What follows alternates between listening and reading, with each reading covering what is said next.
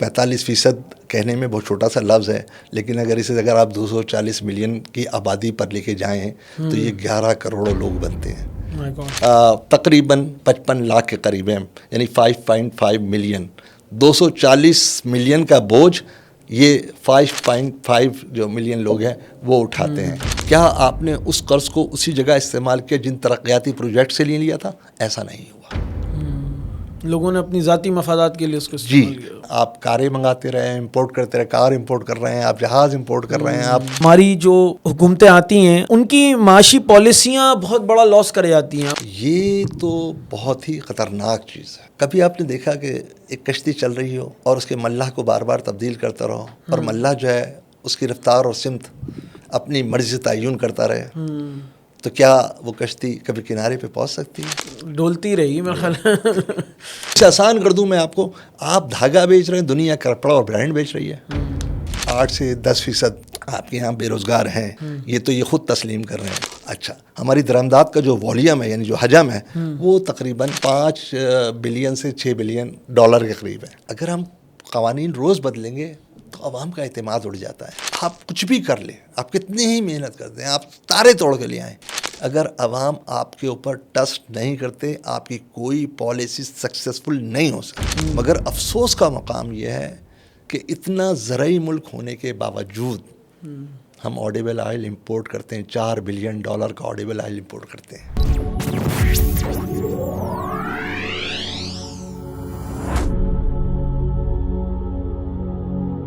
السلام علیکم ناظرین، میں جہانزیب راضی جاگ پوڈ کاسٹ کی ایک نئی ایپیسوڈ کے ساتھ آپ کی خدمت میں حاضر ہوں، اور آپ کو پتہ ہے کہ ہم مختلف موضوعات کو جو عام طور پہ ان ٹیپ بھی ہوتے ہیں ان کو ٹیپ کرتے ہیں اور ایسی شخصیات کو اپنی پوڈ کاسٹ میں دعوت دیتے ہیں جو ہمارے لیے کسی نئے موضوع کے اوپر اویئرنیس کا بھی ذریعہ بنے، ہم ان کے تجربات سے، ان کے علم سے استفادہ کر سکیں۔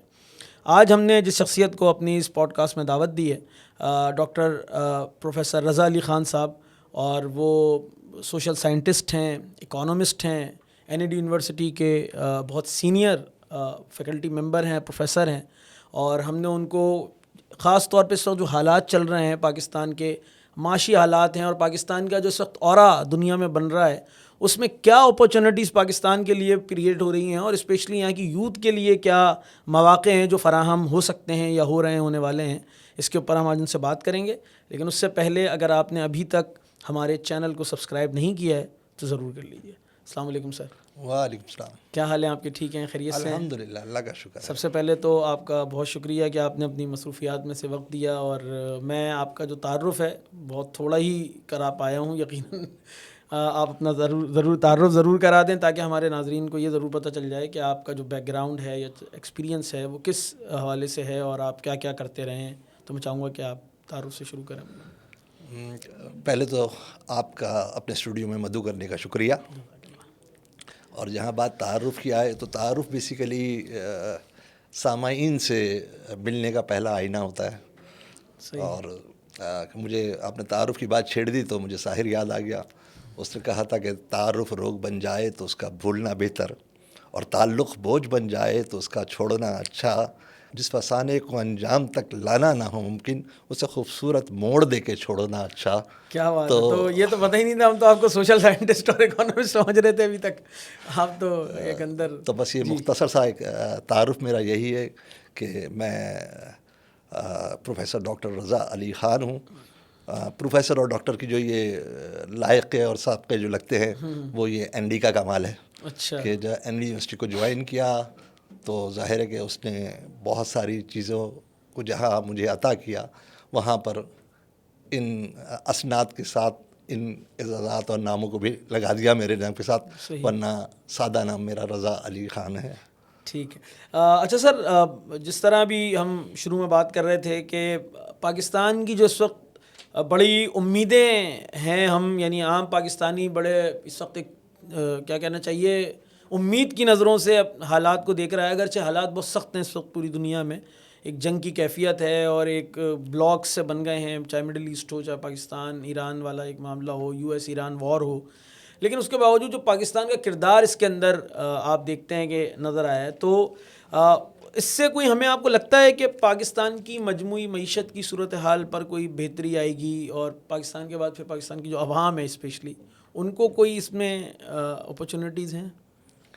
دیکھیں بات یہ ہے کہ یقیناً عالمی 9 مئی کے بعد جو 9 مئی آپ نے کیا، پہلگام پہلگام اور پھر 9 مئی کا کہ آپ نے جنگ کیا، اس کے بعد پاکستان کا جو سیاسی قد ہے اور عالمی دنیا میں جو کردار ہے وہ ابھر کے تو سامنے آیا ہے. ٹھیک، اس میں کوئی دو رائے نہیں ہے، اور یقیناً اس کو ہمیں سیلیبریٹ بھی کرنا چاہیے، اور ایک ہمارے لیے ایک اچھا اپرچونٹی کریٹ ہوئی. اب اصل بات یہ ہے کہ آپ اس اپرچونٹی کو کس طرح سے ٹرانسلیٹ کرتے ہیں اپنی معیشت کی بہتری کے لیے، یہ ایک الگ معاملہ ہے. ابھی تک ہم سفارتی محاذوں پہ اور جو سیاسی معاملات ڈپلومیسی میں یقیناً ایک بہتر کردار ادا کر رہے ہیں اور بہتر طریقے سے چل رہے ہیں، لیکن معاشی معاملے میں یہ کب کنورٹ ہوگا، یہ کیسے ٹرانسلیٹ ہوگا، اس کے لیے ہمیں ایک حکمت اور ایک دانش کی ضرورت ہے. اس کے لیے ہمیں ایک اسٹریٹجی بنانی پڑے گی. جب ہم کہتے ہیں کہ پاکستان کے معاشی حالات، تو اس میں کوئی دو رائے نہیں ہے آپ کی کہ پاکستان کو معاشی چیلنجز کا سامنا ہے. ہمیں مختلف بحرانوں کا سامنا ہے. یعنی اگر میں یہ کہوں کہ ہمارے پاس ملٹیپل بحران ہیں تو غلط نہ ہوگا، اور ان میں سب سے بڑا بحران جو ہے وہ معیشت کا بحران ہے. اور اگر اس کو آپ جائزہ لینا چاہتے ہیں اور آسان لفظوں میں سمجھنا چاہتے ہیں، تو میں اگر آپ سے یہ کہوں کہ ابھی آپ نیچے سڑک پر چلے جائیں اور بازار میں نکل جائیں اور ان ہاتھوں کو گننا شروع کر دیں جو آپ کی طرف پھیلتے ہیں فقیروں کی صورت میں، یا ان بازوؤں کو گن لیں جو کہ فٹ پاتھ پر بیٹھے نظر آئیں گے اور روزگار کی تلاش میں بیٹھے ہوئے ہیں، تو آپ کو ایک بڑی مشکل صورتحال نظر آئے گی، بڑی پیچیدہ صورتحال نظر آئے گی. تو اس وقت جو ہمارا سب سے بڑا چیلنج بنتا گیا ہے وہ اندرونی طور پہ وہ معاشی چیلنج ہے. اچھا، معاشی چیلنجز کی جب ہم بات کرتے ہیں تو ایک پاکستانیوں کا یہ بھی ایک دنیا میں وہ بن گیا کہ یار یہ مانگنے کا ان کا مزاج بھی مانگنے کا ہی ہے. یعنی پاکستانی کہیں جاتے ہیں اس لیے ہمارے اوپر پابندیاں بھی بہت ہیں، ویزوں میں سختیاں ہیں کہ یار یہ جہاں جاتے ہیں مانگنا شروع کر دیتے ہیں. تو یہ تو ایک یعنی ضرورت بھی ہوگی، مجبوری بھی ہوگی، لیکن اس کے ساتھ لیکن آپ کو کیا لگتا ہے بڑے معاشی چیلنجز کیا ہیں جس کی وجہ سے ایکچولی ہم اس کو ایسے شاید مطلب میں تو ایک ادنا سا طالب علم ہوں، آپ زیادہ بہتر بتائیں گے. مجھے لگتا ہے کہ آپ کی معاشی کیفیت کا اندازہ اس سے ہوتا ہے کہ آپ کی بائنگ پاور کیا ہے، آئی تھنک. تو یعنی آپ کتنا قوت خرید کتنی ہے کسی، تو وہ کیسے ہم اندازہ کر پائیں گے کہ یہ ہم بہتر ہو رہا ہے ہمارا عام افراد کی قوت خرید. اور اس وقت بڑے کیا چیلنجز ہیں پاکستان کو، معاشی چیلنجز جس کو فی الفور وہ ہم اس کو اوور کم کر سکتے ہیں یا کرنا چاہیے؟ دیکھیں، پرچیزنگ پاور بھی ایک انڈیکیٹر ضرور ہے، اور پرچیزنگ پاور کا تعلق جو ہوتا ہے نا وہ انفلیشن سے ہوتا ہے. ٹھیک، یعنی افراط زر کی شرح کیا ہے، اور یہ جو خلیج فارس کے موجودہ حالات ہوئے اس میں آپ کا جو افراط زر کی شرح ہے وہ بڑھتی ہوئی اب دوبارہ 2 ڈیجٹ میں داخل ہو گئی، یعنی ڈبل ڈیجٹ میں چلی گئی ہے. جو یوں سمجھ لیجیے اس کو عام الفاظ میں ہم کہتے ہیں کہ مہنگائی کی شرح بڑھ رہی ہے. اور جب مہنگائی کی شرح بڑھتی ہے آپ کی تو لوگوں کا معیار زندگی نیچے آتا ہے، قوت خرید ان کی کم ہو جاتی ہے. تو اس سے بہت سارے اور دوسرے مسائل جنم لے لیتے ہیں. آپ ورلڈ بینک کی اگر رپورٹ کو اٹھا کر دیکھیں تو وہ یہ کہہ رہی ہے کہ ہماری جو شرح غربت سے نیچے آبادی ہے وہ 45% کو پہنچ گئی ہے. 45% کہنے میں بہت چھوٹا سا لفظ ہے، لیکن اگر آپ 240 ملین کی آبادی پر لے کے جائیں تو یہ 11 کروڑ لوگ بنتے ہیں. 11 کروڑ لوگ جو ہیں وہ شرح غربت سے نیچے ہیں. اور شرح غربت کی ڈیفینیشن کیا ہے؟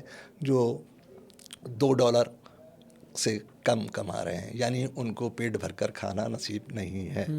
تو یہ 11 کروڑ عوام ہے. اور اس سے زیادہ خطرناک بات پتہ ہے کیا آپ کو؟ وہ یہ ہے کہ شرح غربت کے اوپر ایک اور سطح ہوتی ہے جس کو ہم کہتے ہیں ولنریبلٹی. اچھا. اور اس پر کروڑوں افراد موجود ہیں جو صرف کسی ایک شوق سے، ایک جھٹکے سے، ایک لمحے میں شرح غربت سے نیچے آ سکتے ہیں. ٹھیک. تو یعنی یہ اس سے زیادہ خطرناک بات ہے. پھر طرفہ تماشا یہ کہ آپ کے یہاں بے روزگاری جو تیزی سے بڑھ رہی ہے. سرکاری اعداد و شمار تو یہ کہتے ہیں، یعنی لیبر فورس سروے کہہ رہا ہے کہ 8 سے 10% آپ کے یہاں بے روزگار ہیں. یہ تو یہ خود تسلیم کر رہے ہیں، لیکن جو آزاد رائے ہے آزادانہ تجزیے جو آ رہے ہیں وہ کہتے ہیں کہ 22% آپ کے یہاں بے روزگاری ہے، اور ہر سال ہمارے یہاں تقریباً 25 لاکھ سے 30 لاکھ نوجوان اس لیبر مارکیٹ میں آ جاتے ہیں، اور جب یہ بڑھیں گے تو اس کا مطلب ہے بے روزگاری کی سطح اور بڑھ جائے گی. یہ متواتر اس میں داخل ہو رہے ہیں. پھر ہماری معیشت کی جو سست روی ہے وہ پیداواری صلاحیت پیدا نہیں کر رہی ہے. پچھلے 4 سال کا اگر میں آپ کو GDP بتاؤں، جس کو ہم گراس ڈومیسٹک پروڈکشن کہتے ہیں، یعنی سالانہ پیداواری صلاحیت کی شرح کہہ لیں آپ اسے، تو وہ ہماری اس وقت 2% سے نیچے ہے. اور آپ کی آبادی کی شرح کتنی ہے بڑھنے کی؟ 2.7%. اس کا مطلب یہ ہوا کہ میری پیداواری صلاحیت میری آبادی بڑھنے کی شرح سے بھی کم ہے. تو میرا دسترخوان تو وسیع ہوتا جا رہا ہے، لیکن اس دسترخوان پہ کھانا چننے والے لوگوں کی تعداد بہت کم ہے.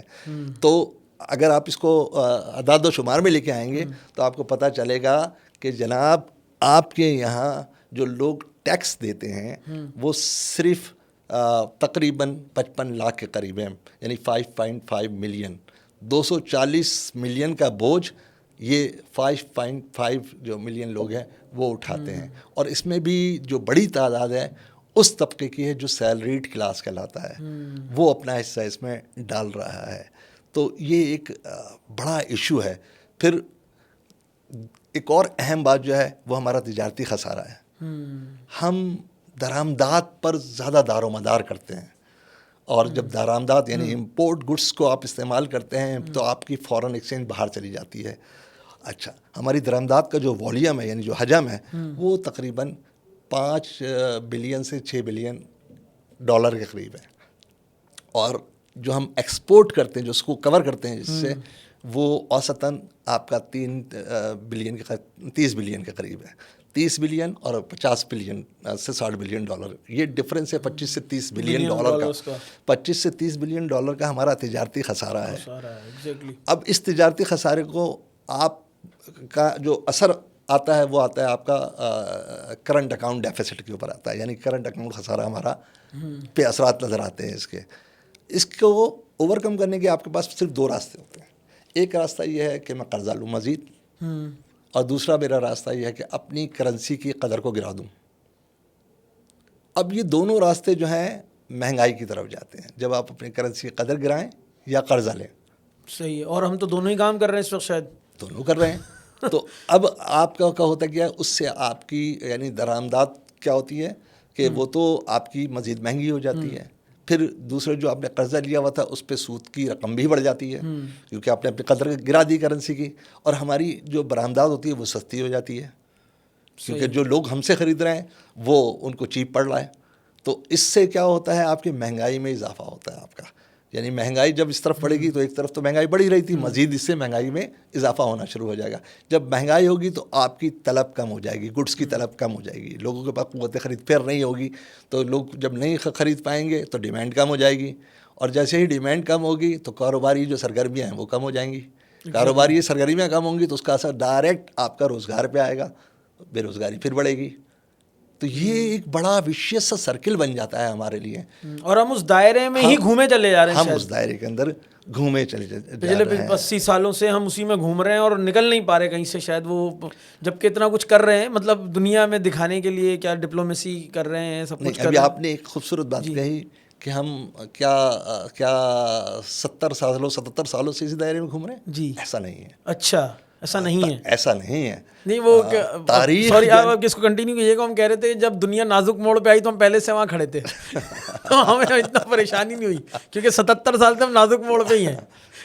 77 سال میں کو اگر آپ دیکھیں گے نا، اپنے 77 سال دیکھیں تو ایک دور ہے آپ کا جو 1970 سے پہلے یعنی 71 سقوط ڈھاکہ سے پہلے کا دور ہے، ٹھیک ہے، اور ایک دور ہے جو سقوط ڈھاکہ کے بعد کا دور ہے. سقوط pre partition and post partition, اس طرح ہم کہہ سکتے ہیں. نہیں، پری پارٹیشن بنگلہ دیش والا پارٹیشن. جی جی، بنگلہ دیش پاکستان کا پارٹیشن.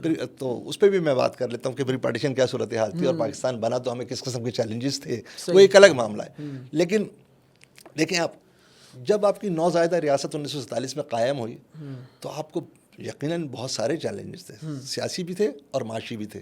صحیح. ٹھیک ہے, انفارچونیٹلی بدقسمتی سے ہماری سیاسی خلا بڑھتا گیا. یہ ہماری بدقسمتی رہی کہ ہمارے جو رہبر, جو ہمارے رہنما, جو ہمارے قائدین, پولیٹیکل لیڈرز پولیٹیکل لیڈرز آئے تھے, ان کی یکے بعد دیگرے شہادتیں اور وفات ہوتی رہیں, جس کی وجہ سے سیاسی خلا ہمارا بڑھا. لیکن ہم نے اپنے معاشی سطح کو گرنے نہیں دیا. 1970 تک آپ اگر دیکھیں گے, یعنی 1947 سے 1970 تک, جس کے اندر آپ نے 2 جنگیں بھی لڑ لیں بھارت سے, آپ کا جو گروتھ ریٹ تھا یعنی 70 کی دہائی سے پہلے وہ 6 سے 7% تک بھی پہنچا. اچھا. آپ اس کو اپنا سبز انقلاب کہتے ہیں نا, ایگریکلچر گرین ریولوشن جس کو آپ کہہ رہے ہوتے ہیں, تو وہ اسی دور کی بات ہے. اس دور میں آپ کو ابھی بنے ہوئے کچھ دن ہوئے تھے, یعنی 1947 میں آپ بنے تو 1951 میں آپ نے کراچی میں بہترین میٹروپول ہوٹل بنا دیا. اچھا. یہ اسی دور کے 51 میں آپ نے میٹروپول ہوٹل بنا دیا, یعنی اتنا بڑا جو دنیا میں نام کرتا ہے. پھر اس کے بعد آپ نے پوری ایک ایئر لائنس کھڑی کر دی 1967 کے قریب میں جا کے, 1965 میں PIA نے, جس نے 1980 تک دنیا پر راج کیا. دنیا کی سر فہرست کی وہ ایئر لائنس تھی. اسی طرح کے آپ نے بہت سارے اس کا حبیب بینک پلازا بنایا آپ نے. تو مطلب یعنی اس کا مطلب ہے, اگر میں 1947 سے 1970 کے پاکستان کو دیکھتا ہوں تو اس میں سیاسی خلا تو پیدا ہوا, لیکن معاشی طور پہ ہم ابھر رہے تھے, اور دنیا تسلیم کر رہی تھی, دنیا دیکھ رہی تھی کہ یار معاشی یہ نیا ملک ہے, نوزائیدہ ریاست ہے جسے کہ, اور اب یہ تیزی سے دنیا کے اندر معاشی طور پر ابھر کے سامنے آ رہی ہے. 1971 کے بعد, سقوط ڈھاکہ کے بعد جو ہے ہماری معاشی بدحالی کا سلسلہ شروع ہوا. اس میں بہت ساری وجوہات ہو سکتی ہیں, ان پہ الگ بات ہو سکتی ہے, لیکن اس کی دہائی کے بعد سے ہمارے کرائسس آنا شروع ہوئے. یعنی ہم نے نیشنلائزیشن کیا, اور نیشنلائزیشن سے ہوا کیا کہ جو آپ کے جو پرائیویٹ سیکٹر تھا, جو نجی ادارے تھے, ان کے اعتماد کو ٹھیس پہنچی. ان کے اعتماد کو ٹھیس پہنچنے کی وجہ سے بڑا نیشنلائزیشن کا آپ نے کیا, اس کو بھی بہتر طریقے سے چلایا نہیں. ان اداروں کو, جن اداروں کو آپ نے نیشنلائز کیا, اس کو اپنے ہاتھوں سے تباہ کیا. ان میں اپنا ووٹ بینک بھرنے کے لیے اوور امپلائمنٹ کر دیا آپ نے. ان کے اندر جو ہے اکاؤنٹیبلٹی کا سلسلہ تھا, اسے کمزور کر دیا. اس کی کوئی نگرانی نہیں کی, احتساب کے عمل کو شفاف نہیں رکھا. ان سب کا اثر جو ہے آپ کی معاشی سرگرمیوں پہ پڑتا رہا. اور پھر جب آپ آگے بڑھے تو اس کے بعد سے آپ دیکھتے ہیں کہ آپ نے کبھی تھوڑا بہتر ہو جاتے تھے, اور کبھی آپ نیچے چلے جاتے تھے. اور اپنی جب آپ نیچے جاتے تھے تو آپ قرض کا سہارا لیتے تھے. یوں آپ کا قرض بڑھتا رہا. اچھا, اور جو قرض لے رہے تھے, قرض لینا میں بری بات نہیں سمجھتا, انسان کو ضرورت ہو جاتی ہے, اسی طرح قوموں و ملکوں کو بھی ضرورت ہوتی ہے وہ اپنی, لیکن اس قرض کا استعمال کیا تھا کہ وہ کہاں لگ رہا ہے, وہ کہاں, کیا آپ نے اس قرض کو اسی جگہ استعمال کیا جن ترقیاتی پروجیکٹ سے لیا تھا؟ ایسا نہیں ہوا. لوگوں نے اپنی ذاتی مفادات کے لیے اس کو استعمال کیا. اس کے استعمال میں اپنے آپ قرض لیتے رہے, اور اس کے ساتھ اپنی جو عیاشیاں تھیں, آپ آسان لفظوں میں کہوں تو عیاشی کا لفظ استعمال کر رہا ہوں, اشرافیہ کی عیاشیاں جس کو آپ کہہ سکتے ہیں. آپ کاریں منگاتے رہے, امپورٹ کرتے رہے, کار امپورٹ کر رہے ہیں, آپ جہاز امپورٹ کر رہے ہیں, آپ ابھی بھی یہی کر رہے ہیں, اور اپنے افسر شاہی کو نوازنے میں پروٹوکول بڑھا رہے ہیں, اپنے آفس کے تزئین و آرائش پہ خرچ کر رہے ہیں. تو اس کا استعمال وہاں زیادہ ہوا. آپ کو ایک فگر بتاؤں, حالیہ فگر, صرف ہماری افسر شاہی کا جو خرچہ ہے تزئین و آرائش اور اس کے پروٹوکول کو مینٹین کرنے کا, وہ 4,500 ارب ڈالر ہے. ارب ڈالر ہے؟ جی, 4,500 ارب روپے کا. My God. یہ وہ فگر ہے جو ہمارا اس وقت کے فگر میں آتے ہیں ہمارے. تو یعنی ایسا نہیں تھا کہ ہمارے پاس وسائل کی قلت ہے, یا قابلیت کی قلت ہے, یا صلاحیت کی کمی ہے, یا محنت کی کمی ہے. اصل میں سمت نہیں ملی, سمت بھی نہیں ملی. پھر جو قابل لوگ تھے ان کو آپ ایک ایک کر کے باہر چل گئے, اور جس آپ نے کہا سیاسی بھرتیاں کرتے رہے, جس کے نتیجے میں ادارے تباہ ہوتے چلے گئے. جی, اداروں میں اگر دیکھنا, اداروں میں اگر شفافیت نہیں رہے گی تو پھر ظاہر ہے کہ ادارے کیسے چلیں گے. ایگزیکٹلی. اچھا سر, یہ میں جاننا چاہوں گا کہ اب تو آپ نے کہا کہ وہ 70 سے پہلے 70 تک ہم اس دائرے میں نہیں تھے جو ابھی جس دائرے کے اندر اس وقت آ گئے. تو کیا آپ کو لگتا ہے کہ یہ بحران جو اس وقت ہے یہ وقتی ہے, یا انشاءاللہ کوئی ایسے آثار نظر آ رہے ہیں کہ ابھی یہ بیچ میں سے سرکل ٹوٹنے کی امید ہے، یا ابھی ایسے ہی 4,500 ارب ڈالرز آپ نے بتایا، تو یہ ہمارے صرف اللہ تللوں پہ خرچ ہو رہا ہے جو ہے بیوروکریسی کے یا اشرافیہ کے، تو یہی ہے معاملہ، یا اس کے اوپر آپ کو لگتا ہے کہ کچھ ہوگا؟ دیکھیں یہ تو قوموں کو کہ جو سوچنے والی باتیں ہیں اور دیکھنے والی باتیں ہیں کہ آخر ہو کیا رہا ہے اور اس کو کیسے سنبھالا جائے، کیسے سنوارا جائے. اگر آپ مجھ سے کہیں گے تو مجھے تو ابھی آپ کے اس سوال سے افتخار عارف کی بات یاد آ رہی تھی کہ پہلے تو ہمیں یہ سوچنا ہوگا کہ کہانی الجھی ہے کہ آپ الجھائی گئی ہے. صحیح بات ہے. یہ عقدہ تب کھلے گا جب تماشا ختم ہوگا. ٹھیک. تو یہ عقدہ تب کھلے گا جب تماشا ختم ہوگا. تماشا جب ختم ہوا تو ایسا نا سبھی کچھ ختم ہو چکا ہو، اللہ نہ کرے. نہیں، میں بہت پر امید ہوں. صحیح. اس لیے پر امید ہوں کہ دیکھیں ایک تو امید کے دامن کو نہیں چھوڑنا چاہیے، اور قوموں کی زندگی میں بحران آتے رہتے ہیں، اور ایسا بھی ہوتا ہے کہ بعض اوقات قوم اپنی جب تک نیچی سطح پہ جاتی ہے اور اس کے بعد پھر وہ دوبارہ سے کھڑی بیک باؤنس کرتی ہے، اور یہ فطرت کے اصول ہیں کچھ. ٹھیک. اچھا، ہوتا ہے. ابھی آپ نے 3 باتیں کہیں جن کے اوپر میں بات کرنا چاہوں گا، کہ آپ نے کہا کہ مہنگائی، بے روزگاری اور کرنٹ اکاؤنٹ خسارہ 3 چیزیں ہیں جو جس کی وجہ سے اندازہ ہوتا ہے کہ آپ کی معیشت کمزور ہوتی چلی جا رہی ہے. تو ان میں سے سب سے زیادہ خطرناک کون سا والا فیکٹر ہے آپ کے خیال میں؟ یہ بڑا مشکل کام ہے اچھا. اس لیے کہ یہ ایک زنجیر ہے. اچھا. یہ تینوں ایک ہی زنجیر کی کڑی ہیں، اور یا یوں سمجھ لیجیے آپ کہ ایک درخت کا تنا اور شاخیں ہیں. اچھا. اگر میں اس کو بتانا چاہوں آپ کو کہ بھئی اس میں سے زیادہ خطرناک کون ہے یا زیادہ جو ہے سنگین کون سا مسئلہ ہے، تو مجھے اس کو توڑنا پڑے گا منطقی اور علمی لحاظ سے، انسانی زاویے سے اور معاشرتی زاویے سے. جب ہم منطقی اور علمی بات کرتے ہیں تو ہم کہتے ہیں کہ اگر میں علم معیشت کے روح سے بتاؤں، معاشیات کے روح سے بتاؤں آپ کو، تو میں کہوں گا کرنٹ اکاؤنٹ خسارہ جو ہے وہ بنیادی مسئلہ ہے. اور وہ دونوں مسئلے جو آگے ہیں، بے روزگاری اور مہنگائی، وہ اس سے جنم لیتے ہیں. صحیح. کیونکہ جب کسی ملک کا کرنٹ اکاؤنٹ خسارہ بڑھتا ہے تو وہ اس کو ایڈریس کرنے کے لیے، اس خسارے کو پورا کرنے کے لیے 2 ہی کام کرے گا جو میں نے آپ کو بتایا پہلے، کہ یا تو وہ قرض لے گا یا پھر وہ اپنی کرنسی کو ڈی ویلیو کرے گا.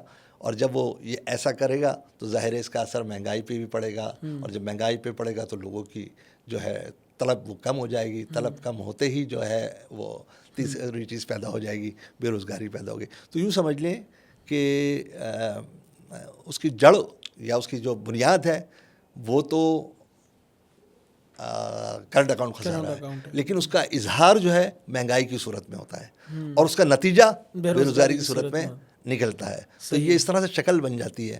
لیکن اگر آپ اس چیز کو انسانی زاویے سے دیکھیں، یعنی بحیثیت انسان میں دیکھیں، ایک فرد ہے اور اس کا تو میرا تعلق ڈائریکٹ جو ہے کرنٹ اکاؤنٹ خسارے سے نہیں ہوتا.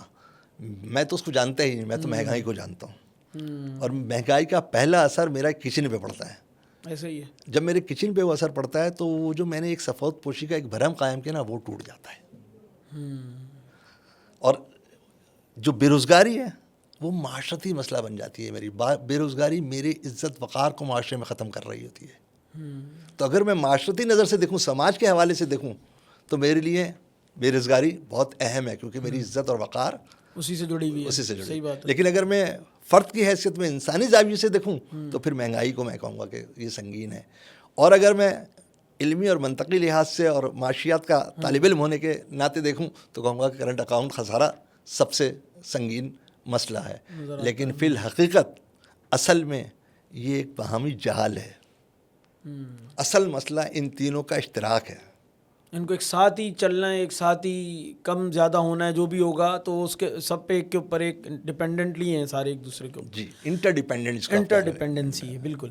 اچھا، آپ کو نہیں لگتا کہ یہ اس میں ایک بڑا جو دخل ہے وہ ہماری جو مختلف حکومتیں آتی ہیں ان کی معاشی پالیسیاں بہت بڑا لاس کر جاتی ہیں. آپ کو لگتا ہے جو ہماری پالیسی انکنسسٹنسی ہے, یعنی ابھی ایک گورنمنٹ ہے, اس نے کچھ چیزیں طے کی ہوں گی یقیناً, اب اچانک یہ جیسے ہی چلے آتے ہیں نا, الیکشن ہوتے ہیں, جو بھی ہوتا ہے, اور پھر ایک نئی گورنمنٹ آ جاتی ہے جو بتاتی ہے کہ پچھلے والوں نے سب غلط کیا تھا, اب ہم دوبارہ سے کریں گے ملک کو, اور بتائیں گے جی اصل میں تو پچھلے والے تو اتنا بدتر حال کر کے گئے تھے کہ اب ہمیں دوبارہ کام کرنا پڑ رہا. تو یہ اس کو کیسے, کوئی اس کی ہم پالیسی نہیں بنا سکتے, کچھ چیز نہیں ہو سکتی کہ اس کو بھائی یہ کچھ بھی ہو جائے, کوئی آئے کوئی چلے جائے, دنیا میں ہوتا ہوگا نا ایسے, تو ہمارے یہاں کیوں نہیں ہو پاتا ایسا, دیکھیں جبکہ لانے والے بھی ایک ہی سب کو.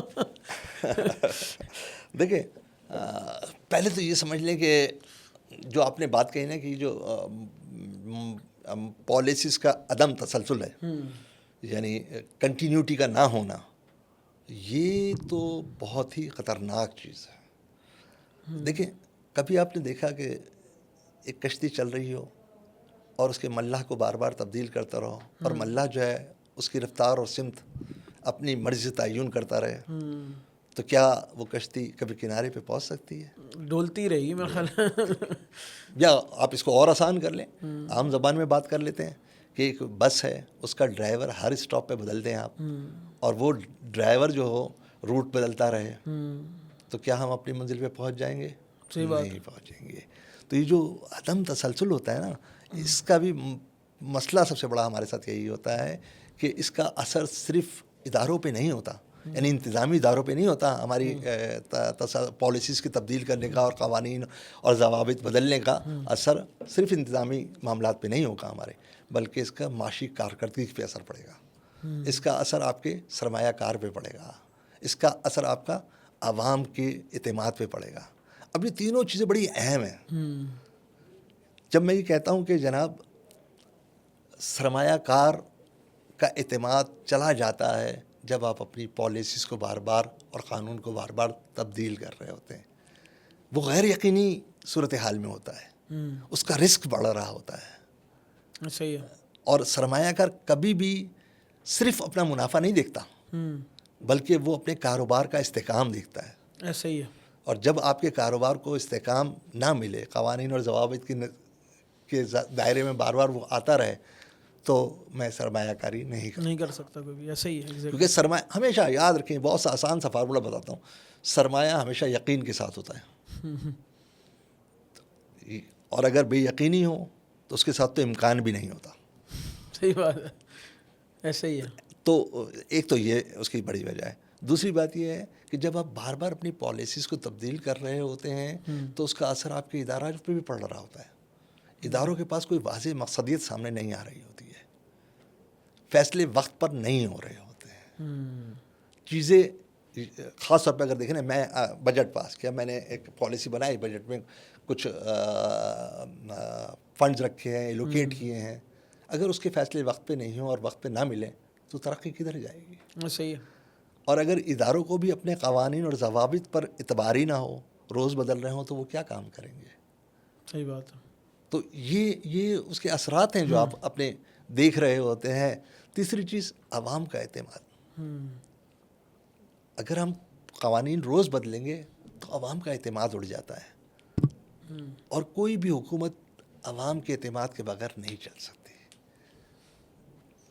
جو موجودہ حکومت ہے اس کا سب سے بڑا مسئلہ کیا ہے؟ عوامی اعتماد ہی نہیں ہے. بہت بڑا مسئلہ ہے. اور جب تک آپ کچھ بھی کر لیں, آپ کتنی ہی محنت کرتے ہیں, آپ تارے توڑ کے لے آئیں, اگر عوام آپ کے اوپر ٹرسٹ نہیں کرتے, آپ کی کوئی پالیسی سکسیسفل نہیں ہو سکتی, آپ کو استحکام مل نہیں سکتا.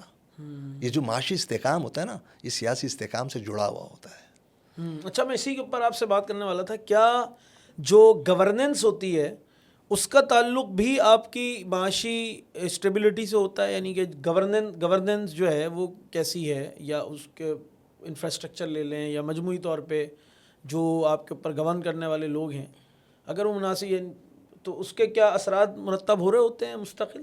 دیکھیے گورننس کا مطلب کیا ہے؟ امپلیمنٹ کرنا, نافذ کرنا چیزوں کو, صحیح, عمل درآمد کرانا.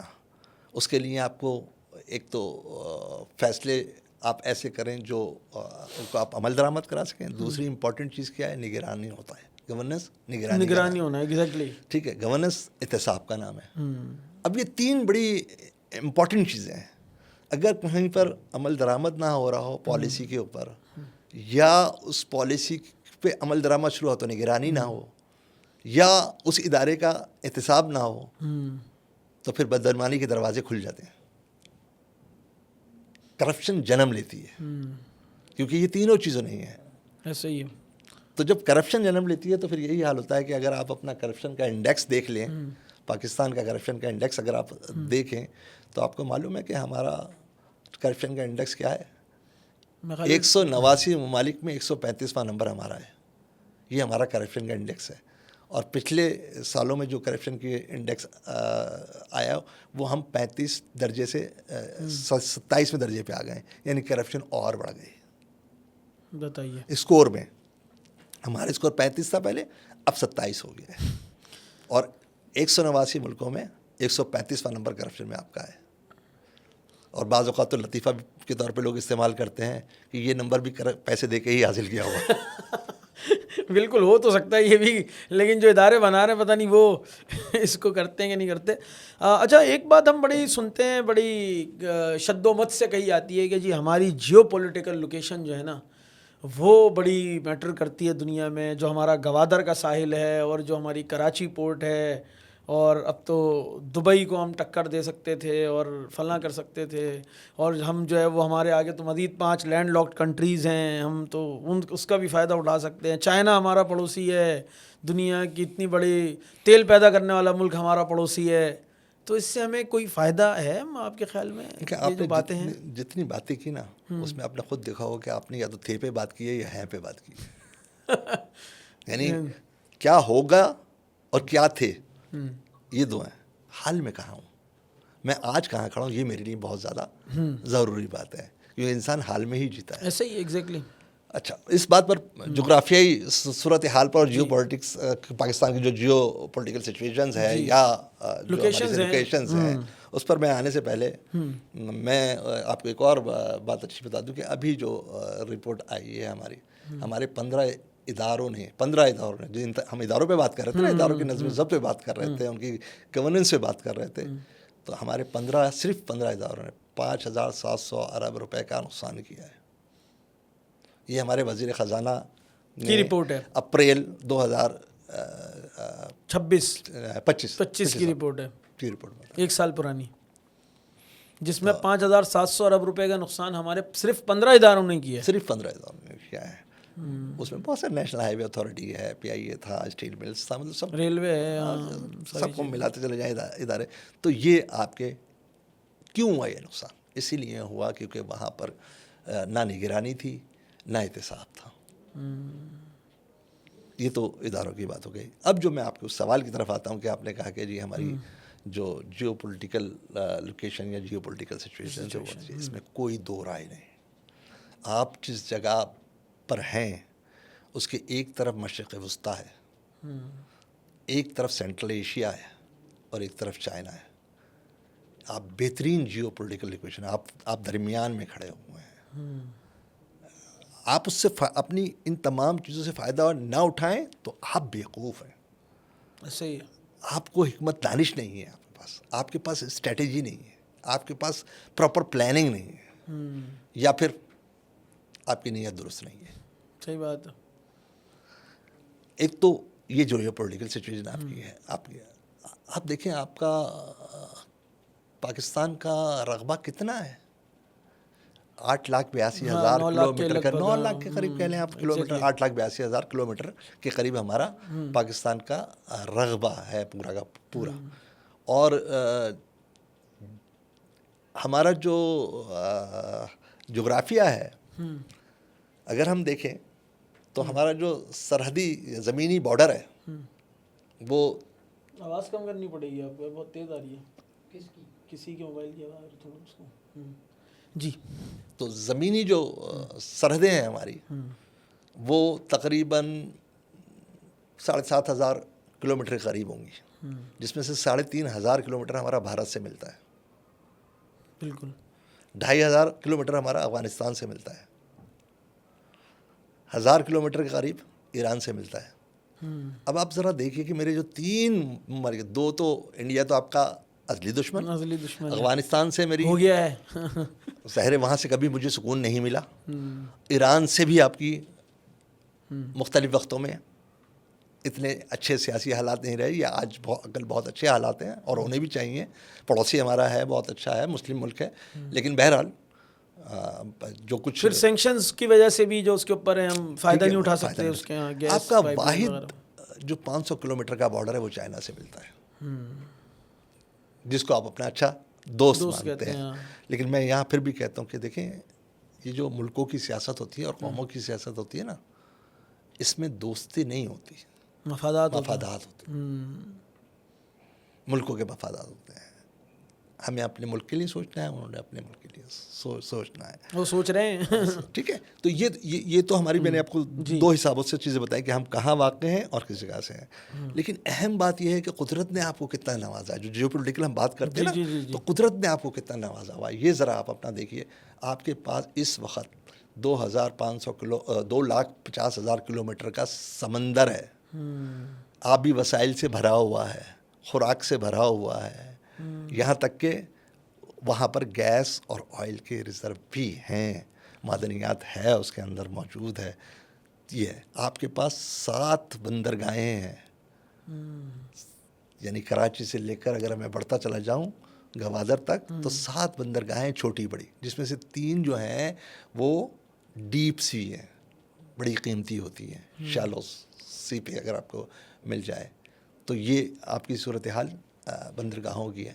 آپ کے پاس 2 لاکھ کلومیٹر کا پہاڑی سلسلہ ہے, جس میں دنیا کی بلند ترین چوٹیاں ہیں.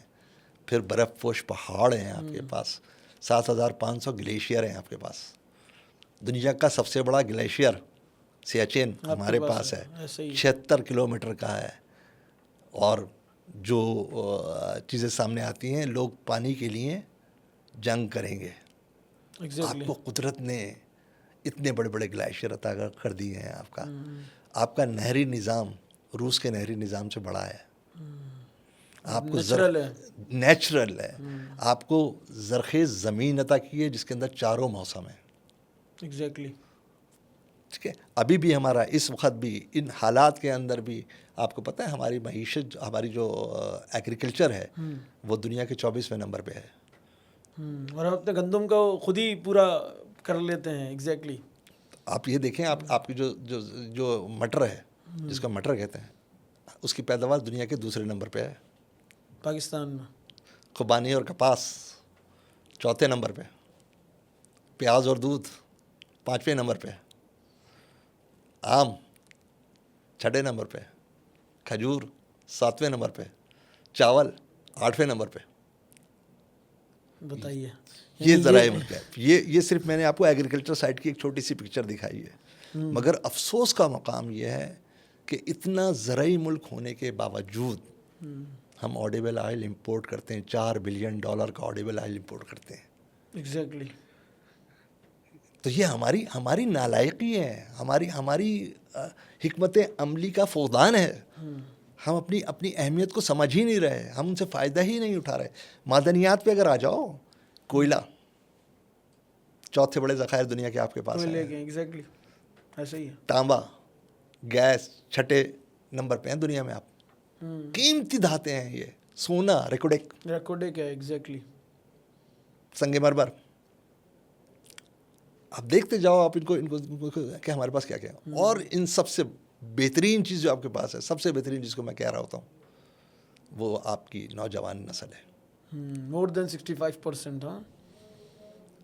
اور اس میں سے بھی یعنی آپ 60-65% اگر آپ کے پاس نوجوان ہیں, اس میں بھی 30 سال سے کم عمر کے بچے ہیں. جی بتائیے, جو ابھی جن کی ابھی آنکھوں میں خواب ہیں. ایگزیکٹلی. جو ابھی بہت کچھ کر سکتے ہیں. بہت کچھ کر سکتے ہیں. اور کسی بھی قوم کے لیے, اس کی ترقی کے لیے, اس کو بلندی پہ لے جانے کے لیے اہم کردار نوجوان ادا کرتا ہے. اور اس خطے کے نوجوانوں کی سب سے بڑی خاص بات یہ ہے کہ یہ محنتی بھی ہیں, یہ قابلیت بھی رکھتے ہیں, یہ صلاحیت بھی رکھتے ہیں, ان کے پاس جدت بھی ہے. ان کو صرف سمت کی ضرورت ہے, ان کو رہنمائی کی ضرورت ہے. ٹھیک. اگر ان کو سمت اور رہنمائی مل جائے دیکھیں حکومتوں کا کام کیا ہو رہا ہے. ہم اگر ہم چاہتے ہیں واقعی کہ ہم معاشی طور پہ مضبوط ہو جائے اور ہمارا دنیا میں مقام بن جائے, تو آپ کو صرف کرنا یہ ہے کہ اپنے اس نوجوان کو دنیا کی ضرورت کے مطابق تعلیم دینا ہے. ایسا ہی ہے. اس کو اس چیز کی تعلیم دینا ہے, اس فن کی تعلیم دینا ہے جس کو دنیا کی ضرورت ہے. دنیا کو جس چیز کی ضرورت ہے, آپ ان کو ٹیکنیکل نالج دیں, آپ ووکیشنل نالج دیں, آپ انہیں ڈیجیٹل نالج دیں. ابھی تہلکہ مچا دیا تھا آرٹیفیشل انٹیلیجنس, ذرا سا آپ نے اپنے نوجوانوں کو چھوٹ دی. آپ کو پتہ ہے دنیا کے 4تھے نمبر پہ پاکستان فری لانسنگ میں ہے. $4 بلین آپ نے کمایا ہے. یہ وہ جہاں پر انٹرنیٹ کی پراپر فیسلٹیز نہیں ہے, جہاں اسٹرکچر پورا موجود نہیں ہے. صحیح بات ہے, نہیں ہے. اور دیکھیں نا, دنیا بہت بدل گئی ہے. میں نوجوانوں کو کہتا ہوں کہ مایوسی کی تو ضرورت ہی نہیں ہے. اس لیے نہ مایوسی کی ضرورت نہیں ہے کہ دیکھیں اگر آپ مسائل کی طرف نظر ڈالیں گے, اپنی مشکلات کی طرف نظر ڈالیں گے, تو آپ کو راستے بند نظر آئیں گے. لیکن اگر آپ امید کے ساتھ اس بدلتی ہوئی دنیا پہ نظر ڈالیں گے تو سرحدیں کھل جائیں گی. صحیح. آج آپ کو جغرافیائی سرحدیں بزنس کرنے سے نہیں روکتی. میں اسی کمرے میں بیٹھ کر, یہیں بیٹھ کر دنیا بھر کی کمپنیوں کے ساتھ کاروبار کر سکتا ہوں. ایسا ہی ہے, بالکل. مجھے وہ چیز بننا ہوگا جو دنیا کی ضرورت ہے. بالکل ایسے ہی. ابھی پچھلے دن میں نے شاید آپ سے ذکر بھی کیا تھا ابھی جب ہم پوڈ کاسٹ سے پہلے, کہ ابھی ڈاکٹر فیاض عالم صاحب, ڈاکٹر غفران صحیح صاحب آئے ہوئے تھے, تو انہوں نے ذکر کیا کہ پاکستان میں تقریباً 15 سے 16 کروڑ اولیو کے درخت موجود ہیں, اور ہم ایڈیبل آئل امپورٹ کرتے ہیں. پھر انہوں نے کہا کہ ہم نے 36 گھنٹے کی ریسرچ کی, جو یہ آئل ایکسٹریکٹ ہوتا ہے اولیو سے, یہ بالکل خوردنی تیل کی طرح, اس کی اس سے زیادہ بہترین غذائی صلاحیتیں اس کے اندر موجود ہیں. لیکن اس کے باوجود بھی ہم تیل امپورٹ کرتے ہیں, اور جبکہ ہمیں ایکسپورٹ کرنا چاہیے نہیں. اتنی بڑی ہمارے پاس یہ, اور نوجوانوں کے لیے اتنی اپرچونیٹیز ہیں, لیکن انفارچونیٹلی وہی ڈائریکشن نہیں ہے, ان کو پتہ بھی نہیں ہے کہ یہ بھی کوئی چیز ہے اور کام ہو سکتا ہے. میں اسی سے متعلق آپ سے سوال یہ کرنا چاہ رہا تھا کہ تو ہم گلوبل مارکیٹ میں آپ کے خیال میں, کیونکہ اتنے تو مواقع موجود ہیں, تو ہم مطلب کیا چیز مانے ہیں, رکاوٹ ہے کہ ہم گلوبل مارکیٹ میں ہمارا نوجوان نہیں جا پا رہا, جبکہ آپ 4تھے نمبر پہ ہم فری لانس بھی ہیں, اور $4 بلین لاسٹ ٹائم ہم نے ابھی کمائے بھی ہیں ہمارے نوجوانوں نے. تو یہ بڑھ بھی سکتا ہے نا. میرے خیال انڈیا آلموسٹ 60-70 بلین ڈالر پہ کھڑا ہوا ہے, تو ہم بھی تقریباً 12-15-20 بلین پہ تو ہم بھی جا سکتے ہیں. صرف فری لانس کی بات کر رہا ہوں. تو باقی جو ہے اسپیشلی ایگریکلچر کے حوالے سے بہت اپرچونیٹیز ہیں. تو کیا چیز رکاوٹ ہے کہ ہم گلوبل مارکیٹ کو ٹچ نہیں کر پا رہے ہیں؟ دیکھیے, نوجوانوں کے لحاظ سے تو ہم نے بات کر لی نا, کہ نوجوانوں کو ہمیں فنی تعلیم دینی ہوگی. ان کو وہ ایجوکیشن دینی ہوگی جو دنیا کی ضرورت ہے, رائٹ. ان کو وہ اسٹرکچر پرووائڈ کرنا ہوگا ہمیں. ہم ان کو ہنرمند بنائیں گے, ان کو مہارتیں دیں گے, تو وہ خود بخود اس کو بہت آرام سے لے جائیں گے. آپ کو اتنی زیادہ محنت کرنے کی ضرورت نہیں پڑے گی, صرف ان کو آپ نے وہ علم فراہم کرنا ہے. یہ تو نوجوانوں کی بات ہے. جہاں آپ بات کرتے ہیں کہ بین الاقوامی منڈی کے اندر آپ کی عالمی منڈی میں آپ کی صورتحال کیوں خراب ہے. اگر آپ اپنی معیشت کا موازنہ دنیا کی دوسری معیشتوں سے کریں اور عالمی منڈی میں جا کے دیکھیں, تو آپ دیکھیں گے کہ ہماری حیثیت وہاں ایک نقطے سے زیادہ نہیں ہے. گو کہ ہماری جو معیشت کا سائز ہے وہ متوسط میں آتا ہے. یعنی ہماری جو معیشت کا سائز ہے تقریباً $450 بلین کا ہے ہمارا, تو وہ متوسط معیشت میں ضرور آتا ہے. لیکن ہم عالمی منڈی کو پیش کیا کر رہے ہیں؟ ہم عالمی منڈی میں جو ہے یوں سمجھ لیجئے کہ لو ویلیو ایڈڈ چیزیں بھیج رہے ہیں. بلکہ ویلیو ایڈیشن کے بغیر ہی بھیج رہے ہیں. چاول اٹھتا ہے دے دیتے ہیں, آم لاتا ہے دے دیتے ہیں. لو ویلیو ایڈیشن, میں نے اسی لیے لفظ استعمال کیا. لو ویلیو ایڈڈ گڈس ہم برآمدات کے طور پہ وہاں بھیجتے ہیں. اور کس مارکیٹ میں بھیج رہے ہیں, کس عالمی منڈی میں بھیج رہے ہیں؟ جہاں پر کپڑا اور برانڈ چلتا ہے. یعنی اسے آسان کر دوں میں آپ کو, آپ دھاگا بیچ رہے ہیں, دنیا کپڑا اور برانڈ بیچ رہی ہے. تو کیسے ہوگا؟ ہمیں اس پہ سوچنا ہوگا کہ بھائی ہمیں ویلیو ایڈیشن کرنا ہے. ہم ویلیو ایڈیشن کر کے جب بازار کے اندر لے کے جائیں گے تو وہ بکے گا. آپ کو دنیا کی ضرورتوں کو دیکھنا ہوگا, پھر اپنے آپ کو اس معیار پہ لانا ہوگا. یعنی آپ کی جو صنعتیں ہیں اس کا مسئلہ یہ ہے کہ صنعت کی ریڑھ کی ہڈی توانائی ہوتی ہے, اور توانائی کا بحران ہے آپ کے پاس, بدترین بحران ہے. ایسے ہی ہے, گھنٹوں کی لوڈ شیڈنگ ہے جی. تو توانائی کا بحران ہے تو صنعت چلے کیسے آپ کی؟ اچھا پھر اگر صنعت چل بھی جاتی ہے آپ کی تو آپ نے ان پہ ٹیکسز کا بوجھ لاد دیا ہے اتنا زیادہ, تو آپ کی پروڈکشن کاسٹ جب زیادہ ہو جائے گی تو آپ مارکیٹ میں کمپیٹ کیسے کریں گے؟ ایسے ہی ہے. تو یہ وہ پرابلمس ہیں جنہیں ہمیں ایڈریس کرنے کی ضرورت ہے. ہمیں پالیسیز بنانے کی ضرورت ہے. ہمیں صنعتوں کو فری ہینڈ دینے کی ضرورت ہے.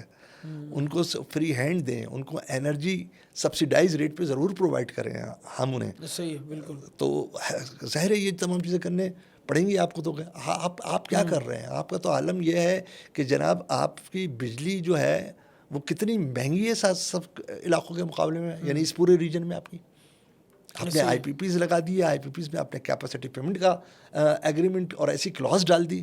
اس وقت آپ کو پتہ ہے ہمارا سرکولر ڈیٹ کتنا ہے؟ سرکولر ڈیٹ جو ہے وہ ہمارا $14 بلین کو پہنچ گیا ہے. $14 بلین جس کو آپ گردشی قرضہ کہہ رہے ہوتے ہیں, اور اس میں الیکٹریسٹی کا جو کنٹریبیوشن ہے وہ $6 سے $7 بلین پہ ہے, اور ساتھ گیس کا $7 بلین. جبکہ خود لوگ اب تو سولر کی وجہ سے خود سے بجلی جنریٹ کر کے اپنی انڈسٹریز خود ہی چلا رہے ہیں. اس صورتحال کے اندر یہ معاملات ہیں. ہمیں اور ہم اس کوتاہی کو سنبھالنے کے لیے کہ کیپیسٹی پیمنٹ کرنی ہے تو ہم نے کیا کیا, سولر پہ ٹیکس ڈال دو. ہم ایک چیز کو یعنی آپ کہہ رہے تھے کہ جناب ہم جو ہے ہمیں کیا کلین انرجی کی ضرورت نہیں ہے, ہمیں ماحولیات کو درست کرنے کی ضرورت نہیں ہے. صحیح. ایک طرف آپ یعنی یوں سمجھ لیجیے کہ ہماری سوچ میں تضاد آتے ہیں. ایک طرف ہم کلین انرجی کی بات کرتے ہیں, چیپ انرجی کی بات کرتے ہیں, دوسری طرف آپ یہ دیکھیے کہ جو آپ کی انسٹالڈ کیپیسٹی ہے اس میں آپ کا جو سولر انرجی ہے اور ونڈ انرجی اس کا کنٹریبیوشن کیا ہے. سولر انرجی اور ونڈ انرجی کے آپ دیکھ رہے ہیں, ونڈ انرجی کے آپ نے 12,000 میگا واٹ لگائے اور آپ استعمال کتنا پروڈیوس کہاں سے کرتے ہیں؟ 3,000. سب سے پہلے آپ اسے بند کر دیتے ہیں تاکہ آپ کے آئی پی پیز چلتے رہیں, ان کا فائدہ ہو, ان کا فائدہ ہو. آپ کو تو قدرت, میں جب ہم ابھی بات کر رہے تھے جیو پہ, اس پہ ایک اور بات بتا دوں آپ کو کہ دیکھیں آپ کو قدرت نے کتنا خوبصورت کوریڈور دیا ہے. ایئر کوریڈور آپ کا جو ہے بدین تک, کراچی کے ساحل سے لے کر اور بدین تک یہ ایئر کوریڈور ہے جس پر ونڈ جس کی ونڈ انرجی کی طاقت کتنی ہے 50,000 mega watt. My God. Wind energy جو سب سے سستی انرجی ہے. میں یہ نہیں کہتا کہ آپ سارا ونڈ انرجی پہ رائے کریں, میں یہ کہتا ہوں کہ آپ ڈسٹریبیوٹ تو کریں, مکس کو صحیح کریں اپنے, کیونکہ ضروری نہیں ہے, بالکل یہ بات صحیح ہے کہ ہر وقت تو ونڈ انرجی بھی چلتی ہیں, آپ کو مختلف مسائل آتے ہیں, لیکن آپ کو مکس کی ضرورت ہے. کچھ سولر, کچھ ونڈ انرجی, کچھ ہائیڈل, کچھ نیوکلیئر بنانے کی, ونڈ انرجی کی پلانٹ بنانے کی, یہ ضرور ہے. اور جب اس کے بعد کمی پڑے تو آپ آئی پی پیز پہ جا سکتے تھے, آپ آئل پہ اس پہ کام کر سکتے تھے. لیکن آپ یہ دیکھیے کہ ابھی آپ کے پاس جو انسٹالڈ کیپیسٹی ہے 41,000 میگا واٹ کی ہے. ابھی اس وقت 41 سے بلکہ بڑھ گئی ہے, کچھ اور 4-5,000 میگا واٹ انہوں نے اور بڑھا دی ہے. تو انسٹالڈ کیپیسٹی یہ ہے آپ کی کنزمپشن کتنی ہے؟ پیک دنوں میں, پیک میں بتا رہا ہوں 28,000 میگا واٹ سے زیادہ نہیں جاتی سمر میں. تو اس کا مطلب ہمارے پاس تو ہزاروں میگا واٹ اضافی انرجی موجود ہے آلریڈی. کیوں لگائی؟ جب آپ کے پاس کنزمپشن نہیں تھی تو آپ نے کیوں لگائی, اور اس ایگریمنٹ کے ساتھ لگائی کہ کیپیسٹی پیمنٹ دوں گا, یعنی میں بناؤں گا بھی کچھ نہیں اور پیمنٹ بھی کروں گا. تو اسی لیے میں کہتا ہوں کہ دیکھیں اس ملک کو اللہ تعالیٰ نے بہت نوازا. اللہ تعالیٰ نے تو آپ کے اوپر بڑی مہربانیاں کی ہوئی ہیں. اچھا سر, آپ آخری بات کے ساتھ ساتھ میں اس کو کرتا جاؤں کہ اس نے قدرت نے آپ کو ابھی بھی دیا ہوا ہے, اور یہ ملک قدرت کے سہارے ہی چل رہا ہے. صحیح بات ہے, اللہ رکھے چل رہا ہے. ہاں, اصل جو فقدان ہے وہ ہماری نیت کا, دخل ہماری نیت کا. نیت ہماری صحیح نہیں. جس دن ہماری نیت درست ہو جائے گی ہمیں سمت بھی صحیح مل جائے گی, درست سمت مل جائے گی. اچھا، ابھی آپ نے نوجوان نسل کے حوالے سے ایک بات کی، لیکن اب سوال یہ سر کہ آپ اس نسل کو کس بنیاد پہ پاکستان میں روک سکتے ہیں؟ یعنی اس وقت تو نوجوان کی ڈسکشن کا موضوع یہ ہے کہ یار مجھے باہر نکلنا ہے ہر حال میں، اور اس کے لیے وہ سب کچھ کرنے کے لیے تیار ہے. ایون ڈنکی کے کیسز بھی بڑھتے چلے جا رہے ہیں، لوگ ڈنکی لگا کے بھی جانے کے لیے تیار ہیں کہ یار بس ملک سے نکلو کسی طرح. تو کیا آپ کوئی ہے ہمارے پاس آپشن کہ ہم نوجوان کو روک سکتے ہیں، یا اس کو بولے نہیں بھائی ادھر بھی تمہارے لیے اپرچونیٹیز ہیں، ادھر رکو کام کرو؟ بولے گا یار یہاں تو کچھ بھی نہیں ہے، بس میں باہر جاؤں گا، ہر حال میں مجھے باہر جانا ہے. تو یہ کیا ہو سکتا ہے؟ کوئی پاسبلٹی ہے آپ کے خیال میں، کیا یا اس کو باہر جانے کے لیے چھوڑ دیں، ہاں بھائی ٹھیک ہے جلدی جاؤ؟ دیکھیے پتہ ہے اس میں مسئلہ کیا ہے. نوجوان کا مسئلہ کیا صرف روزگار ہے؟ اس کو تو یہی لگتا ہے. ایسا نہیں ہے. اس کو اور اس کے والدین کو بھی، یعنی جو اطراف میں لوگ ہیں ان کو بھی یہی لگتا ہے. دیکھیے روزگار تو ایک اس کی کڑی ضرور ہے، لیکن اس کے بہت سارے مسائل ہیں ملک چھوڑ کے جانے کے. میرا نوجوان چاہتا کیا ہے؟ وہ بات کرنا چاہتا ہے، آپ اس سے بات نہیں کرتے. وہ اپنا کنٹریبیوشن دینا چاہتا ہے اس ملک کو. وہ سیاسی، معاشی، سماجی مسئلوں میں اپنا حصہ ڈالنا چاہتا ہے. آپ نے اس کو یہ نہیں دیا. وہ آپ سے مانگ کیا رہا ہے؟ آپ اسے بنیادی تعلیم نہیں دے رہے، آپ اس کو صحت کی سہولیات نہیں دے رہے، آپ اس کو تحفظ نہیں دے رہے، آپ اس کو روزگار نہیں دے رہے. آپشن کیا بچا؟ اور میں سمجھتا ہوں یہ جانا بھی بہت بہتر ہے. اس جانے سے جس کو ہم یقیناً ایک، اگر میں معیشت کے استاد ہونے کے ناطے کہوں تو کہوں گا کہ یار یہ برین ڈرین اتنا اچھا نہیں ہے. لیکن جو آپ کی حالات ہیں معاشی، اس کے اندر یہ برین گین بنتا جا رہا ہے آپ کے لیے. اس وقت آپ کے جو ریمیٹنسز ہیں اس کے سہارے آپ کی معیشت چلتی ہے، اور ہمارے ریمیٹنسز جو ہیں وہ تقریباً اس وقت 35 بلین سے 38 بلین ڈالر پہ ہیں. یہ وہ لوگ ہیں جو وہاں جا کر رقم یہاں بھیجتے ہیں، اور پھر ان کے گھرانے جو ہوتے ہیں وہ اپنی ضروریات زندگی خریدتے ہیں، کنزمپشن کرتے ہیں. تو جب کنزمپشن کرتے ہیں تو ڈیمانڈ بڑھتی ہے، پھر پروڈکشن ہوتی ہے. ایسا ہی ہے. ٹھیک ہے. تو اس کا مطلب ہے فی الحال تو اگر وہ جا رہے ہیں تو میں تو سمجھ رہا ہوں کہ اس وقت کے لحاظ سے جو ہماری حالات ہیں اس میں ہمیں انہیں ٹرینڈ کر کے بھیجنا چاہیے، تاکہ وہ وہاں پر چھوٹی جاب کرنے کے بجائے بڑی جاب کرے، ہینڈسم جاب کرے، تاکہ وہ اپنے ملک کو جو اپنے گھر میں پیسے بھیجیں تو ہینڈسم اماؤنٹ بھیجیں. وہ اس کا فائدہ ہمیں ملے گا. وہ ہم ہوگا. لیکن یہ مستقل حل نہیں ہے. آپ کے سامعین یہ نہ سمجھ لیں کہ جناب یہ باہر لے جانے پہ یہ پروفیسر ڈاکٹر صاحب بات کر رہے ہیں تو صحیح کہہ رہے ہوں گے. یہ مستقل حل نہیں ہے، عارضی حل ہے. یہ آپ کا ٹائم بینگ کا حل ہے. For the time being short term کا سلوشن ہے، لانگ ٹرم سلوشن نہیں ہے. لانگ ٹرم سلوشن یہ ہے کہ یہیں پر آپ کو اپنی معیشت کو اپنے پیروں پہ کھڑا کرنا ہوگا. آپ کو وہ صنعتیں لگانی ہوں گی جو برآمدات میں رول پلے کریں، جو ایکسپورٹ کریں، دنیا کو بنا کے بھیجیں. آپ کو ٹیکنالوجی یہاں لانی ہوگی. ہم نے کبھی ٹیکنالوجی یہاں ٹرانسفر نہیں کی. ایسا ہی ہے. جب ٹیکنالوجی ٹرانسفر نہیں ہوگی تو پھر ظاہر ہے کہ آپ ہمیشہ محتاج رہتے ہیں.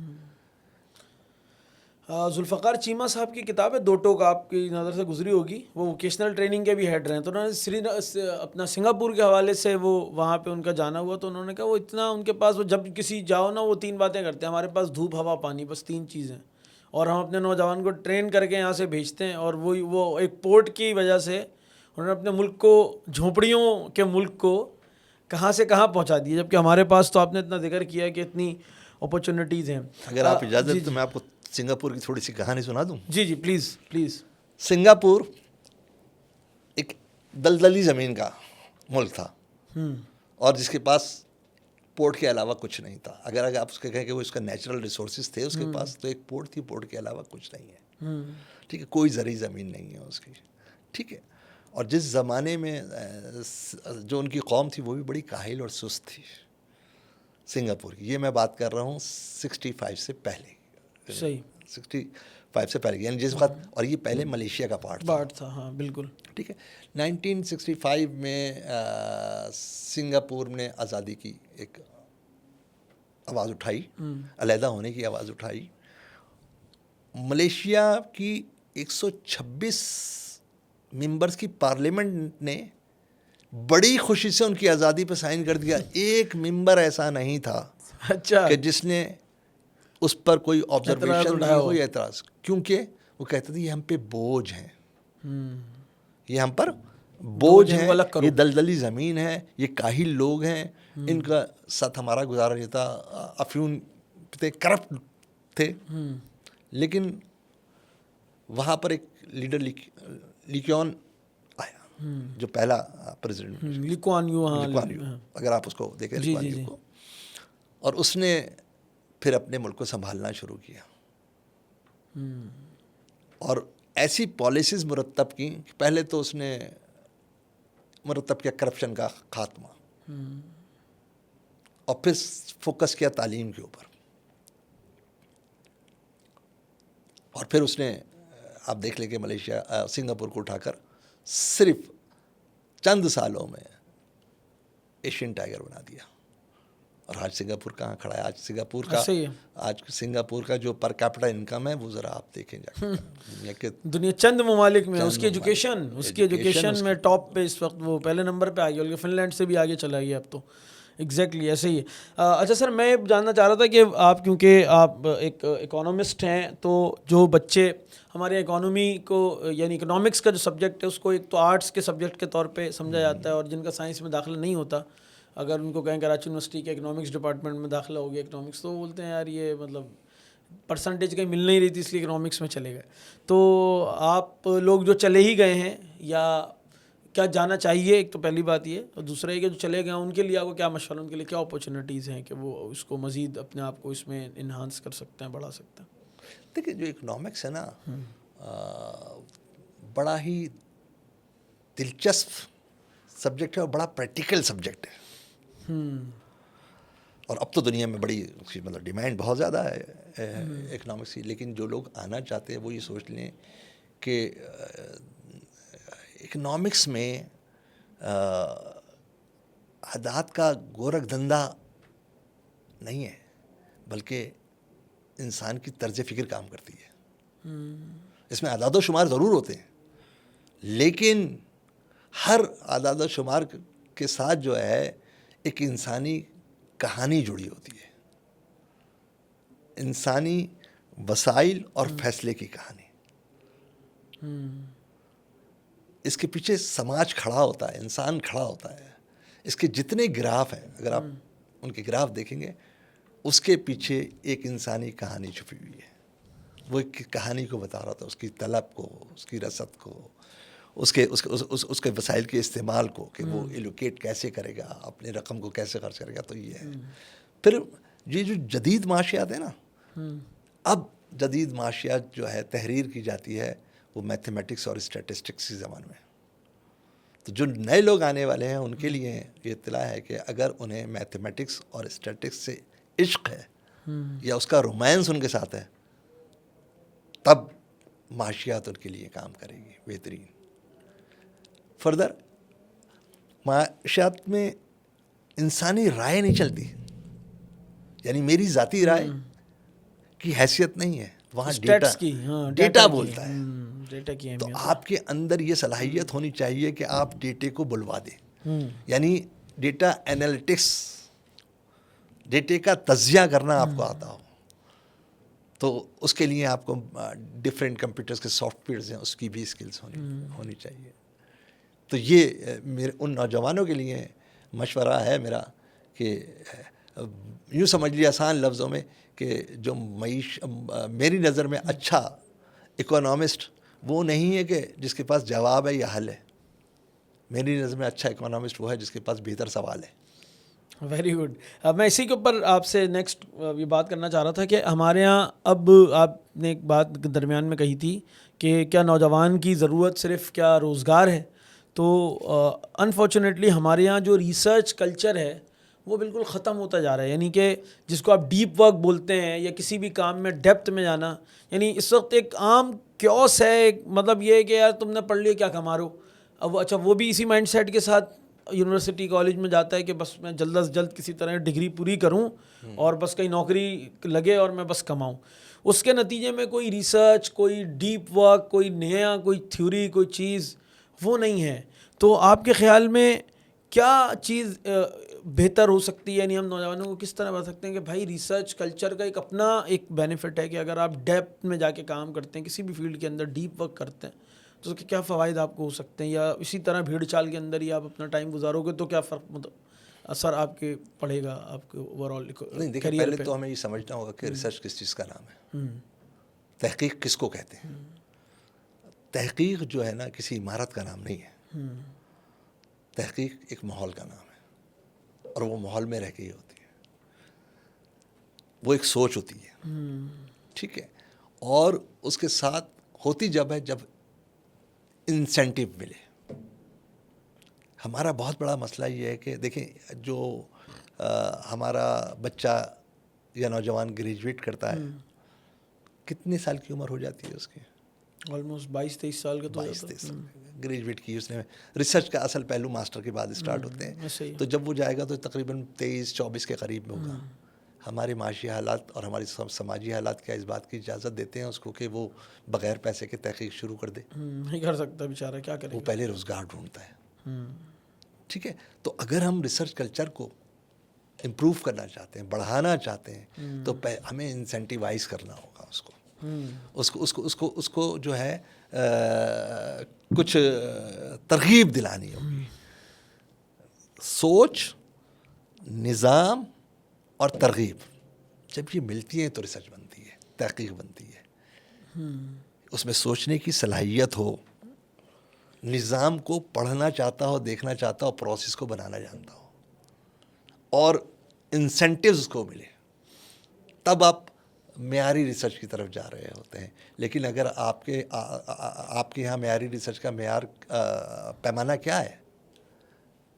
Number of papers. ایسے ہی ہے, نمبر آف پیپرس. ایگزیکٹلی. یہ معیاری ریسرچ نہیں ہے. معیاری ریسرچ کا مطلب یہ ہوتا ہے کہ آپ وہ پرابلم سالونگ ہوگی, اس کے اندر آبجیکٹیوٹی ہوگی, وہ افیکٹو ہوگی, اثر ہوگا اس کا. صحیح. اس طرف لوگوں کو سمجھانا ہوگا, اس طرف لانا ہوگا کہ بھائی جو تم کام کر رہے ہو, جس چیز پہ آ رہے ہو, وہ مجھے نظر آنی چاہیے. ہوتی بھی دنیا کے اندر آپ نے کوئی مسئلے کو حل کیا ہو, اس مسئلے کا سلوشن دیا ہو, اور وہ سلوشن چیپ بھی ہو, ماڈرن بھی ہو, اور اپلیکیبل بھی ہو. ایگزیکٹلی.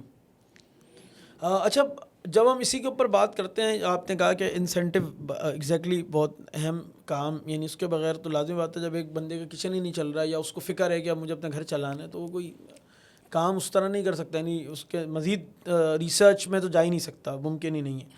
لیکن جب ہم دیکھتے ہیں کہ باہر ملک میں اور ہمارے یہاں ایک بڑا فرق ہوتا ہے, یہی ہمارا نوجوان جب ملک سے باہر چلے جاتا ہے, تو ابھی ریسنٹ بھی جو واقعہ ہو جس کو 100% کریڈٹ ہم اپنے ہی اینڈ پہ لینے کے چکر میں ہیں کہ جی $60 بلین ایلون مسک نے جو ہے وہ ایک کراچی کے لڑکے کی کمپنی کو خرید لیا اور فلاں کر لیا. تو بیچارہ کراچی کا لڑکا تو یونیورسٹی روڈ پہ ذلیل ہی ہوتا رہتا اگر ملک سے باہر نہیں آتا تو شاید.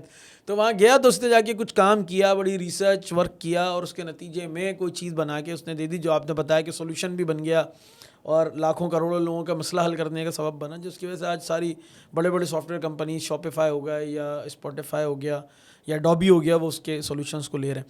تو کیا فارمولہ ہے کہ ایک نوجوان ہے وہ پاکستان میں رہتے ہوئے, ملک میں رہتے ہوئے کیا کر سکتا ہے, کیا اسٹیپس لے تو وہ اپنے آپ کو بہتر کر سکتا ہے ہر لحاظ سے, یعنی اپنی فیلڈ میں بھی, فائنینشلی بھی, اور مطلب ایک جس کو کہتے ہیں رکھ رکھاؤ, اور جو ہمارے یہاں ہوتا ہے کہ ہاں یار یہ واقعی بندہ ترقی کر رہا ہے, تو اس کے کیا پیرامیٹرز ہو سکتے ہیں, اسٹیپس ہو سکتے ہیں؟ دیکھیں, پہلے تو میں جس بچے کا آپ نے تذکرہ کیا جی کہ وہ بچہ اس نے مطلب اپنی آرگنائزیشن کو بیچا, اس میں ٹھیک ہے, بہت اچھی بات ہے.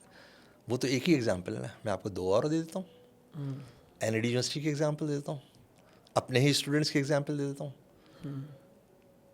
این ڈی یونیورسٹی کا ایک بچہ راغب, اس نے اپنی کمپنی, کیونکہ کمپیوٹر سے اس نے گریجویشن کیا تھا این ڈی یونیورسٹی سے, باہر چلا گیا, ماسٹرس کیا وہاں پر, اور اس نے اپنی کبھی $6 بلین میں بیچی. اچھا. دوسرا بھی ایک ریسنٹ ریحان, اس نے بھی اپنی کمپنی جو ہے وہ میرے خیال ہے کوئی $2 بلین کے قریب بیچی. اچھا. تو ایسا نہیں ہے کہ میں نے آپ کو بتایا کہ ہمارے نوجوانوں میں بہت صلاحیت ہے, مواقع دینے کی ضرورت ہے. اور مواقع جو ہوتا ہے یہ تھوڑا سا سوچنے کی ضرورت ہے کہ دیکھیں مواقع جو ہوتے ہیں نا وہ پیدا کیے جاتے ہیں. سوال یہ نہیں ہے کہ مواقع نوجوان کے پاس مواقع موجود ہیں یا نہیں ہیں. سوال یہ ہے کیا اسے موقع کو شناخت کرنا آتا ہے اور اسے گرپ کرنے کی صلاحیت موجود ہے. تو اصل بات یہاں سے شروع ہوتی ہے کہ بھائی آپ نے موقع کو, مسائل خود بخود پیدا ہو جاتے ہیں, مواقع پیدا کرنا پڑتے ہیں. آپ یہ کریں گے. اور نوجوان کا جہاں تک آپ نے بتایا کہ اس کو کیا کرنا چاہیے, ظاہر ہے میں تو اپنے نوجوانوں کو یہی کہوں گا کہ وہ اپنا سارا فوکس ماڈرن ایجوکیشن پہ کریں. ٹھیک. جب تعلیم خود بولتی ہے, وہ اپنا آپ منوا لیتی ہے, فن منوا لیتا ہے, صحیح ہے. تو وہ ایکسلنسی کی طرف جائیں. کچھ بھی کریں, جو بھی, میں یہ نہیں کہتا کہ خاص کسی خاص فیلڈ میں آئیں. جس فیلڈ میں بھی جانا چاہتے ہیں, جس میں ان کا شوق ہے, ایک تو یہ کہ شوق کو کبھی نہیں مارے. شوق جس میں ہے اس میں جائیں اور پھر ایکسلنسی تک جائیں, اس میں کمال حاصل کریں, عروج اس قابل ہے. کیونکہ جس کام میں آپ کا شوق ہوتا ہے آپ اس میں عروج حاصل کر لیتے ہیں. وہ کہتے ہیں نا, غالب کہتے ہیں بندہ کام سے تھک جاتا ہے, عشق سے نہیں تھکتا. ایسا ہی تو عشق, کام کو عشق بنایا. ٹھیک.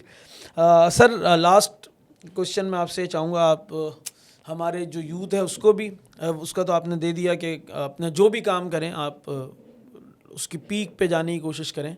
اور فائنلی میں چاہوں گا کہ جو ہمارے پالیسی میکرز ہیں, آبویسلی آپ جس پوزیشن پہ ہیں, آپ کے یقیناً رابطے واسطے پڑھتے رہتے ہوں گے اور لوگ آپ کو سنتے بھی ہیں, تو کوئی ان کے نام کوئی آپ چیز سمجھتے ہوں کہ یہ پیغام ان تک بھی پہنچ جائے کہ کوئی پالیسی میکرز جو ہیں ہمارے, ان کو کچھ اس میں کیا کنٹریبیوٹ کرنا چاہیے اگر پاکستان کو معاشی اعتبار سے ہم دیکھنا چاہتے ہیں, نوجوانوں کو ہم ترقی کرتا دیکھنا چاہتے ہیں اپنے ملک کے. تو دیکھیں نوجوان کے پاس کیا ہے, صلاحیت, محنت, جدت, اس کے پاس تینوں چیزیں موجود ہیں. پالیسی ساز کے پاس کیا ہے, وسائل اور اختیار. نوجوان کو جو ہے سمت کی ضرورت ہے, پالیسی ساز کو جو ہے وہ حکمت اور طویل مدتی فیصلے کی ضرورت ہے. آپ کے پاس جو ہے جب محنت, صلاحیت اور کیا نام ہے جدت موجود ہے, دوسری طرف آپ کو صرف یہ چاہیے کہ جن کے پاس وسائل اور اختیار ہے وہ حکمت کے ساتھ فیصلہ کریں, شفافیت کو قائم کریں, ٹھیک ہے, احتساب کے عمل کو تیز کریں. جب یہ چیزیں مل کر ایک صفحے پہ آ جائیں گی تو ترقی کا دروازہ کھلے گا. یہ دونوں کے لیے, طلباء کے لیے, جو نوجوان ہیں ان کے لیے تو میں کہوں گا کہ کیا فہمیدہ ریاض نے خوبصورت کہا تھا, کچھ لوگ تمہیں خوف دلائیں گے, کچھ لوگ تمہیں